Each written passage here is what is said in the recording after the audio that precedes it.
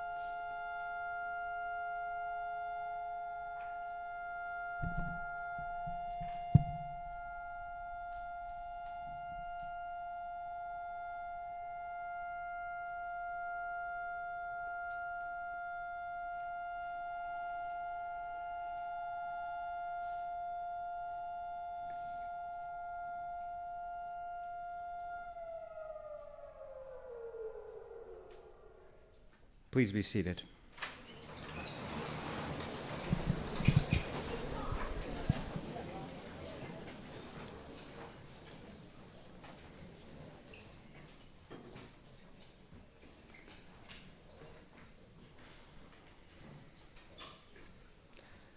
Today is Yom HaShoah, Holocaust Remembrance Day, on which we remember the destruction that the Nazis and their collaborators brought on the Jewish people, and we remember the acts of heroism performed by many. When I was 11, my family visited Yad Vashem, the Holocaust Museum in Jerusalem. I remember coming out of the museum and seeing something I had not seen before. A very old man.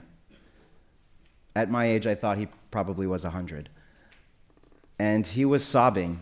He was really, really crying hard into his hands.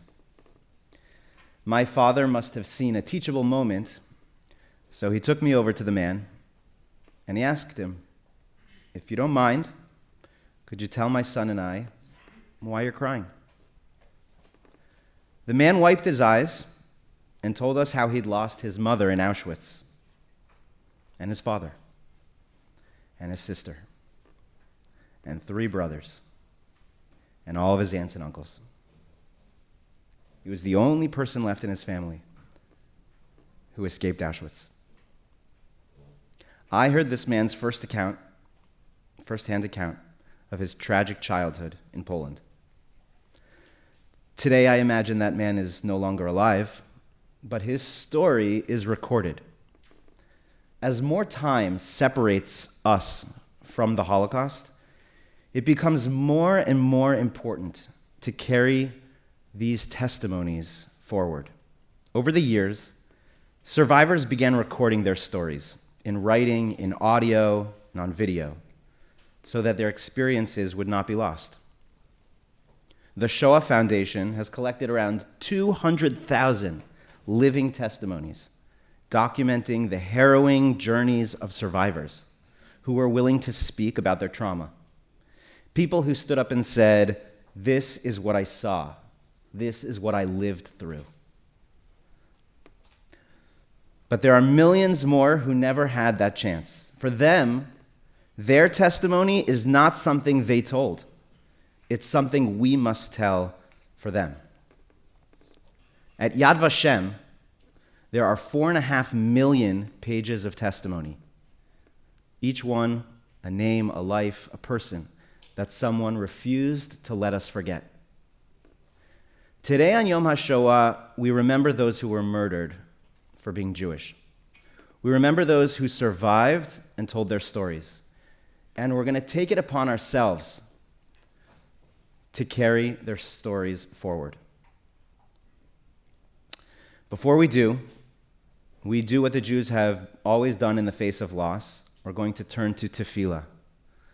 We're going to take a moment to remember the people, the mothers and fathers and brothers and sisters, the children, the families that were destroyed.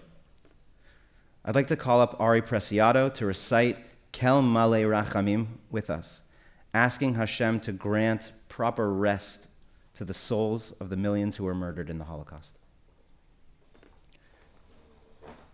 Please rise.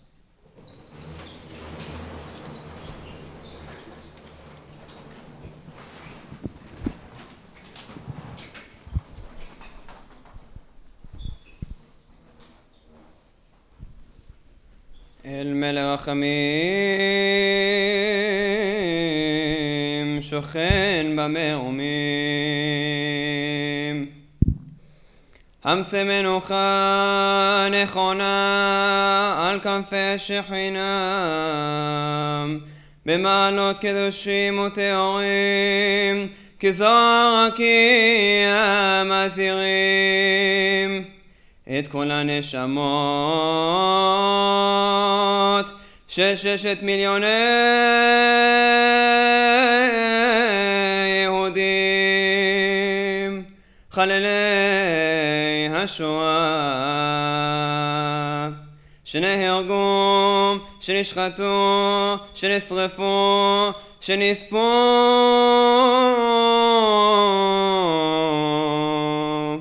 על קידוש השם בדם מרצחים הגרמנים ועוזריהם משאר העמים. לכן בעל הרחמים יסירם בסתר כנפיו לעולמים ויצרור בצרור החיים נשמותיהם אדוני הוא נחלתם בגן עדן תהא מנוחתם ויעמדו לגורלם לקץ הימין ונאמר אמן. Amen. May be seated.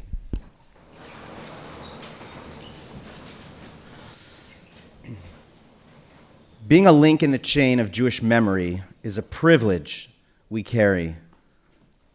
Last year, I had the privilege to take our first group of seniors to Poland so they could encounter Auschwitz, Treblinka, Chelmno, Sobibor firsthand and begin carrying the testimonies forward to the next generation. In between each difficult and powerful stop, we used our time on the bus to write, reflect, and process. We didn't want to forget what we were seeing. We also knew how important these memories would be to bring them back to you as testimony. We also saw what happened. I would like to invite 6 of our seniors to come up and share excerpts from their Poland journals, testifying to what they saw with their own eyes. We'll start with Leon Zrihan.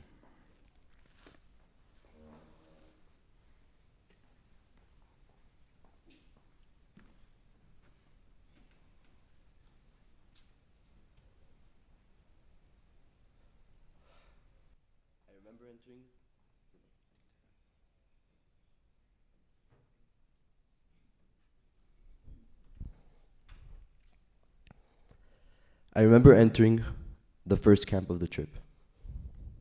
I don't know if it was because I was tired from the long flight or if Poland was just as eerie as I had always heard growing up. But the air felt slower. As we drove into Majdanek, I immediately felt the heaviness of the land. It was quiet and simple. There was no dramatic entrance like you might expect from a movie. I expected something that looked obviously evil, something that would make it clear right away where we were. But it wasn't like that at all. It was just a plain field with old wooden buildings and the occasional memorial sign. Nothing about it looked extraordinary. If I didn't know where we were going, I might have thought it was just an old farm. But you could feel it, and it all felt very real. I want to share a short journal entry I wrote that day, August 14th, 2025. I'm sitting next to a mound of ashes of hundreds of thousands of people who were killed in the very place I am right now. It's been a very heavy day. I've been crying since we got here, which surprised me. I never thought I would react this way to something that happened over 80 years ago, but here I am. From the moment we arrived, I was struck by how real everything felt. The old wooden buildings around us were places where so many Jews, people like us, were once held. We visited the showers. It was hard to even understand what we were even looking at. These were not places of comfort, but places where people suffered. We also entered the gas chambers. Standing there, you could feel the weight of what happened in that room. We each found a place in the wall and held on to it as we said Shema together. In that moment, I couldn't think about anything else, just the words of the Shema. I like to imagine that when I'm in a difficult situation and I say Shema, God is with me, holding my hand. And standing there, I hope that in their final moments, the people who were there felt that too. That they were not alone. Afterward, I looked around the room and tried to imagine the people who had been here. Their lives, their dreams, their hopes, and their final prayers. There was nothing I could do in that moment except pray for them. That day changed the way I see the world. It made me more grateful for the life we have today, for Jewish Leadership Academy, for Israel, and for the generations before us who held on to their Judaism so that we could hold and cherish it as well. I also want to share something that surprised me. There was a certain kind of peace in the camp that day. The fields were green, there were flowers, and the sunlight came through the trees. It almost felt calm. That felt strange at first. But then I realized something. Even a place that held so much darkness can over time also hold beauty. To me, that felt like a reminder that with faith, even the hardest of places in our history can lead to something meaningful, something alive, and something full of light. Today, I'm honoring the good in the world, the good that can often be overlooked, and the responsibility we all have to carry it forward. As we begin the candle lighting, our theme is not only remembering, but passing testimony from one generation to the next. Each senior will be joined by a sixth grader, symbolizing that what we have seen and heard is being passed forward. At this time, I would like to call up Zev Pak to join me in lighting a candle in memory of people like my great-grandmother, Rachel Raspapir, who fled her home in Ukraine for Argentina at just 12 years old. Thank you.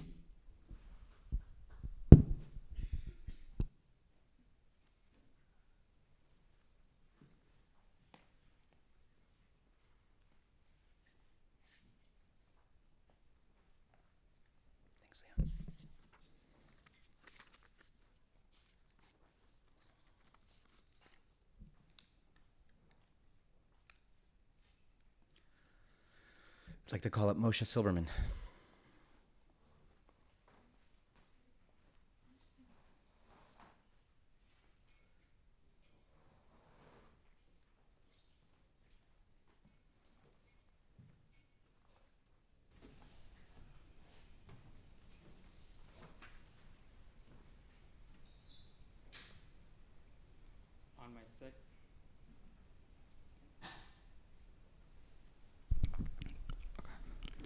On my second day in Poland, I found myself standing in Majdanek. There is a certain kind of silence there. It's hard to describe, but you feel it right away. One of the most haunting things I saw was the shoes, thousands of them piled together. Seeing that many shoes all in one place gives you a different kind of understanding. It's no longer just numbers. You start to realize how many individual people were once there. I remembered a quote: "The shoe allows us to function in this world." It's not something I ever thought about before, but standing there looking at those shoes, I began to understand it differently. In a way, the shoe is to the body what the body is to the soul. It allows a person to move, to live, to function with dignity. And when you see those shoes separated from the people who wore them, then you begin to understand how much was taken away.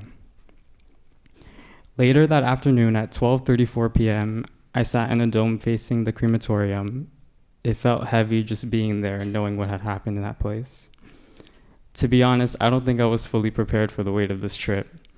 In that moment, I felt a mix of emotions: confusion, anxiety, even a kind of numbness, but also strangely a small sense of quiet. It's difficult to understand how human beings could reach that level of cruelty, but we come back to these places so we don't forget the individuals behind the numbers. We look at the shoes and remember the people who wore them, the lives they lived, and the world they should have been able to continue living in. Today, as we light this candle, we honor the men, women, and children who suffered at Majdanek. We carry their memory with us so that they are not forgotten.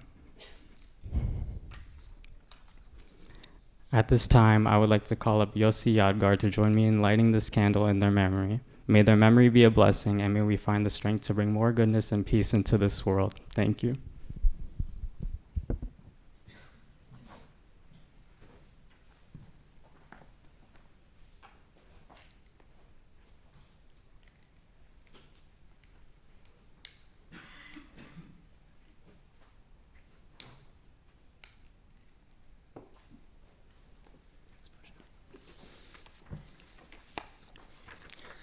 I'd like to call up Ayelet Friedman.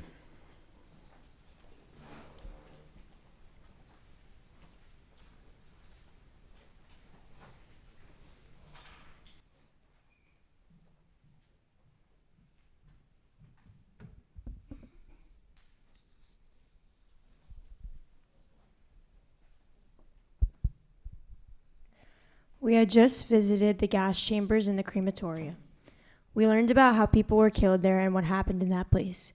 We also saw the showers and learned how they were used in ways that caused people pain, both in extreme heat and extreme cold. That was the heaviest moment of my trip so far. We also passed by the ditches where thousands of Jews were shot and killed. Later, as we walked from bunker to bunker, I kept wondering what it must have felt like to be there as a prisoner. We learned about how some prisoners were forced to do difficult and painful jobs, including moving the bodies of others. We also heard stories about people who tried to hold on to something human, even in those moments. Some would try to smile or act strong, even when they knew what might be coming. A few days later, after hearing so many stories, I found myself trying to understand how a world like that could have existed. I didn't really have words for it, so instead, I spent time thinking, reflecting, trying to take it in. I felt how important it is that we remember. To be there, writing in my journal, in a place that once felt like a town, but where so many people were killed, where the mass graves are so large, it's something I don't think I'll ever fully understand. But I know that it's something I will carry with me. At this time, I would like to call up Perla Hamoy to join me in lighting a candle in memory of the kinder transport workers and the righteous of the nations who risked their lives to save Jewish people, including my own great-grandparents. Thank you.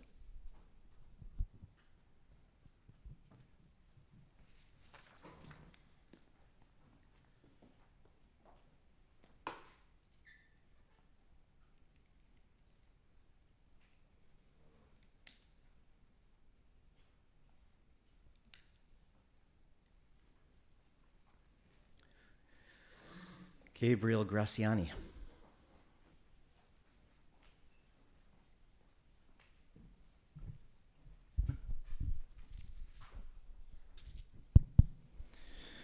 I want to start with something that I wrote when I was standing in Auschwitz. It looks so normal, and that's what makes it so hard to understand. Before I went, I thought I knew what to expect. I've learned about the Holocaust my entire life. I've seen pictures, watched videos, heard stories. But being there is different. What shocked me was how normal everything looked. There was trees, grass, paths, people walking around. And I struggled with that. I struggled with how a place where so much suffering happened could look so calm and almost even peaceful. At the same time, I expected to only feel sadness, but instead I felt something else too. I felt inspired because the fact that we can walk into a place like that and walk out freely with pride in who we are is something the people who were there never had. That life we have today is something that they would have wanted for us. There was also something else that stayed with me. If no one told you what happened there, you wouldn't know. And that scared me because it showed me how easily history can be forgotten if we don't keep telling it. My great-grandfather, Simon Schomburg, was born in Auschwitz. Before it was a camp, it was just a normal town. He and my great-grandmother Eti lived in the Netherlands, and they had a son, Misha. When the Nazis came, everything changed. They had to run. They had to hide. They made it impossible. They had to make impossible choices just to survive. My great-grandmother once stood in front of soldiers and made a story up on the spot to protect her child, Misha. She changed his name to Michael so he wouldn't sound Jewish throughout the war. Imagine being a little kid and asking your mom, "Can I tell them my real name now?" That moment stayed with me because survival wasn't just one big heroic act. It was thousands of small ones every single day. Eventually, they made it to safety, and because of that, I and millions of Jews still exist. So when I stood in Auschwitz, I wasn't just thinking about history, I was thinking about them, and I realized something. We're not just remembering how people died, we're remembering how they lived, how they fought, how they held on, so that we could all be here today. At this time, I would like to call up Benjamin Mayer to join me in lighting a candle in memory of the millions who perished in Auschwitz.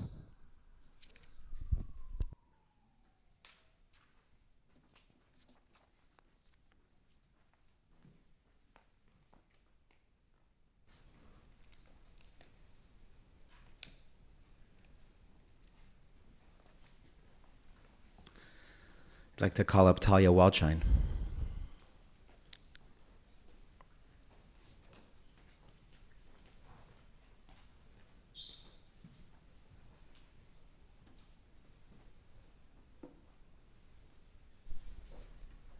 Helmano was the last place we visited. In a way, it felt like an appropriate ending to the trip. The mass graves there hold between 180,000 and 340,000 people. But when you look at it, there isn't much to see. It looks like a few large sections of grass, maybe a little narrower than our soccer field. There are a few memorial stones of different sizes. Nothing about it immediately shows how much happened there. It's quiet, it's simple, and it's easy to miss how much it holds. To try to understand the scale, I thought about this. The largest stadium in the world holds about 150,000 people. If all the victims of Helmano were to gather in one place, they wouldn't fit.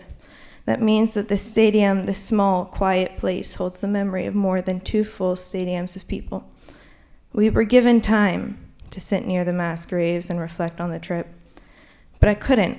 I kept thinking, how can a place where so many lives ended feel so empty? There should be noise, so much noise that you can't hear yourself think. There should be people everywhere, so many that you can get lost in the crowd. The graves should stretch on for miles. There should be endless rows of markers. But instead, there is silence. There is space. There is a field that looks small, almost ordinary, holding something that is anything but. And that's what stayed with me, not just what happened there, but how easily it could be missed if you didn't know, how something so enormous can leave behind something that looks so small. Today, we remember those whose lives were taken there, even when the place itself does not show it. At this time, I would like to call up Demi Ita to join me in lighting a candle in memory of those who were murdered in the Helmano death camp.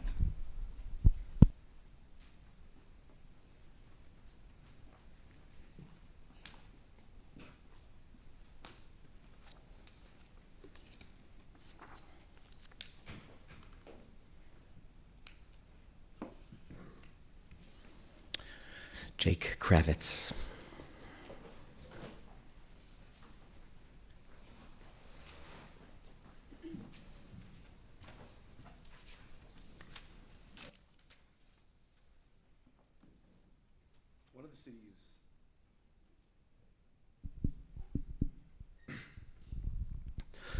One of the cities we visited on our trip to Poland was Tarnów. My great-grandfather was from Tarnów, so I want to share an excerpt from my journal about my family's story and how being there made me feel. I originally wrote this as if I was speaking to myself before the trip, kind of giving my past self a pep talk. So to the current 11th graders who will be going to Poland next year, I guess I'm speaking to you too. My grandmother was born in Brazil. She's never even been to Poland. But she always shared little details about her life and how they connected back to her family's traditions from the old country. For example, in my grandparents' house, soup was always served at the end of the meal, not the beginning. As she would explain, back in Poland, it was so cold that you ended a meal with something hot, so you could leave the house feeling warm. It's small things like that that make you fall in love with a culture, even if you've never seen it yourself. You build up this picture of it in your mind, and you start to feel like it belongs to you. I was actually excited to go to Poland. It sounds strange to say about a Holocaust trip, but I thought it would be more than that. I thought I would finally get to see that world I had built up in my head. But I didn't. It was mostly gone. You do hear powerful stories. You learn how people lived. But in Tarnov, there wasn't even a Jewish community for us to meet. All that was left was a single bima, standing alone from a shul that had been destroyed. And when you stand there, you feel something that's hard to describe. It's not exactly sadness, and it's not exactly anger. It's more the kind of emptiness. Because the hardest part, at least for me, wasn't what I saw in Auschwitz. It's what we didn't see in a place like Tarnov. You don't see the Jewish family walking home together in the cold, the daughter pulling on her father's coat, asking about something silly, the wife rubbing her hands together to warm up, all of them nice and warm inside because of the soup they had for dessert. You won't see that life that made all of those little traditions feel so alive. And for a moment, it's going to feel like that whole world that you thought was your birthright just isn't there anymore. But I'm going to tell you something that you may not like. You're not going to Poland to find that world. Every story your grandmother told, every small tradition that didn't fully make sense at the time, that's Tarnov. That's the old country. Not the buildings, not the streets, and not even the shul. Standing there, I realized something that actually gave me a sense of comfort. The Nazis didn't just try to kill Jews. They tried to break our continuity, to stop our story from going on. And that's why they failed, because the Jewish community of Tarnov didn't disappear with that shul. It lives in the stories that we still tell. It lives in traditions we still keep. And it lives in the fact that we are still here. Their story didn't end in Tarnov. It continues every time we remember it and every time we speak about it. At this time, I'd like to call up 6th grader Shmuel Lerner to join me in lighting a candle in memory of the Jews of Tarnov. Thank you.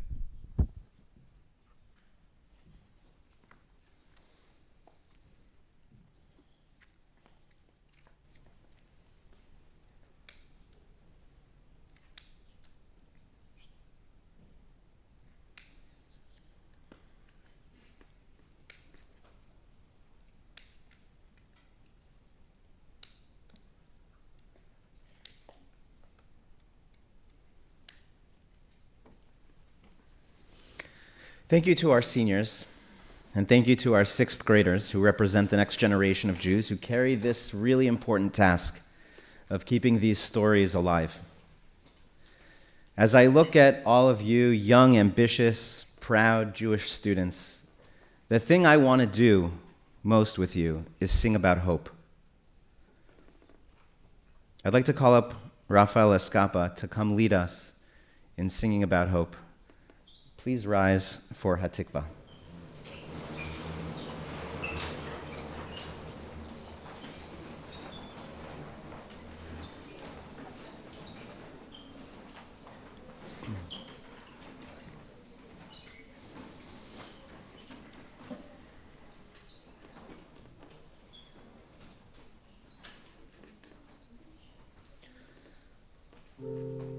Od balevav benima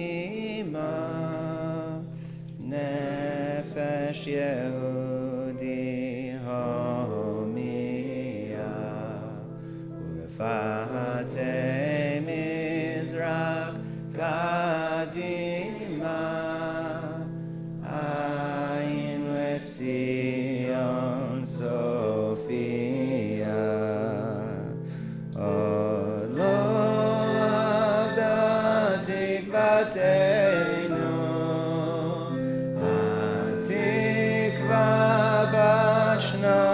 Alpayim liot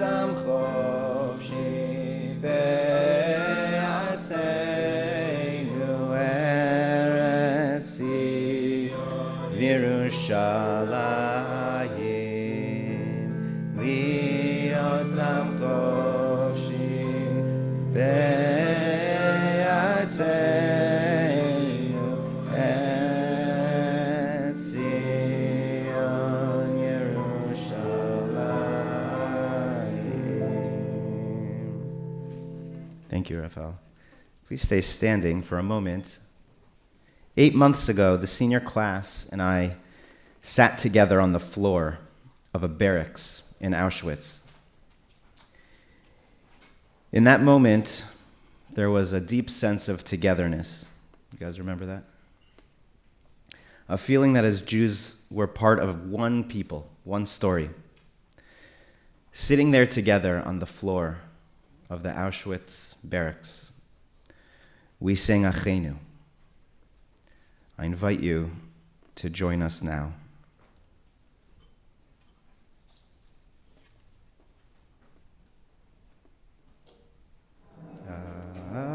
Achenu, kol Beit Yisrael. Achenu, kol Beit Yisrael.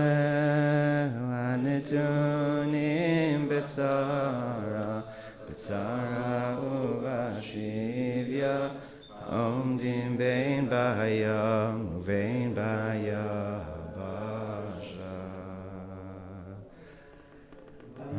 Makom yirachem, yirachem aleihem, v'yotziim mitzara, lirvacha